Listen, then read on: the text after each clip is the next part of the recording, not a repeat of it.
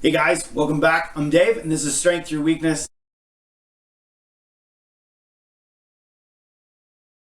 This week, I'm excited to share with you just some evidences that you can just trust that God is real, right? By looking at some other things that you absolutely know are real. So here's the deal. This week I was thinking about the virus, and I was thinking about the idea that I can't see the virus. In fact, most people across this world, they can't see the virus. Unless you're a scientist or maybe a doctor, you don't get to see the virus. That doesn't make it any less real. It's obviously real. I'm sure there are people that don't believe it's real, but it's real. To have firsthand experience of the virus is actually very, very difficult. Now, you might say, well, okay, maybe I can't see it, but there are people that have been infected by it. Okay, right, yeah, there absolutely have been. There's numbers that I dug up say that right now is about 2 million, just over 2 million people have contracted the virus. Now, I'm sure there are more people than that, but they don't even know, right? They don't know that they contracted the virus, so they don't actually have firsthand experience of contracting the virus if they don't know they contracted the virus. So there's 2 million people that have firsthand experience of contracting the virus. Okay, well, there's just shy of 8 billion people in the world. That's less than 0.25%. So then if we add all the scientists and we add all the health professionals and things like that, then maybe we're somewhere still probably shy of 1% of the entire population that can say they have first-hand experience of the virus. Yet it's changed the way we live. It's changed the way we behave. It's changed probably daily life for a long, long time. Now, let's just think about this. There's somewhere over 600 million believers. So those are people that have firsthand experience with God in their life. That's about 8% of the population. So that's at least, at minimum, 8 times the amount of people that could tell you that the coronavirus is real and have firsthand experience. There's 8 times that many, at least, that could tell you that God is real and have firsthand experience. And so, while you shouldn't doubt that the virus is real, I want to say that you shouldn't doubt that God is real.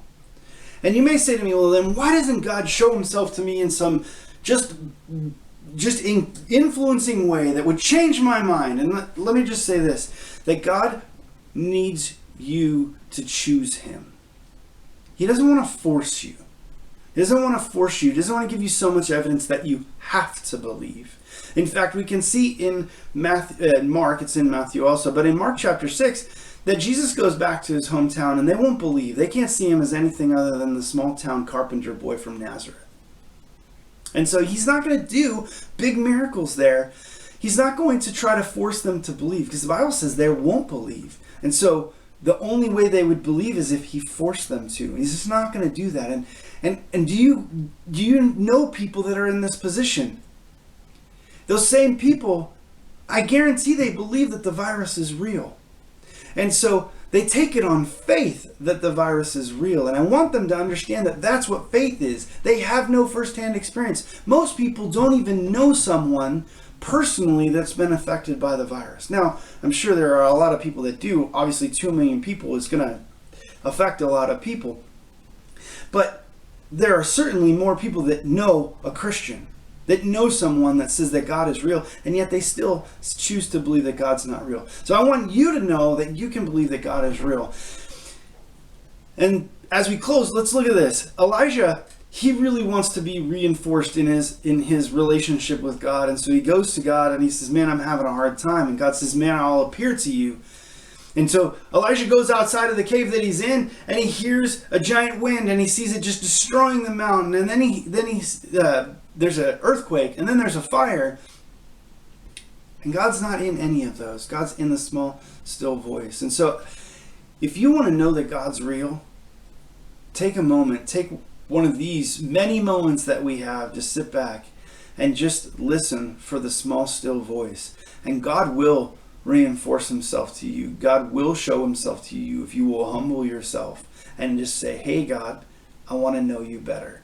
And so that's my encouragement for you today, that we have every cause to believe that Jesus is real, that he came and he died on the cross, just like this virus is real. All right, that's it. Signing out.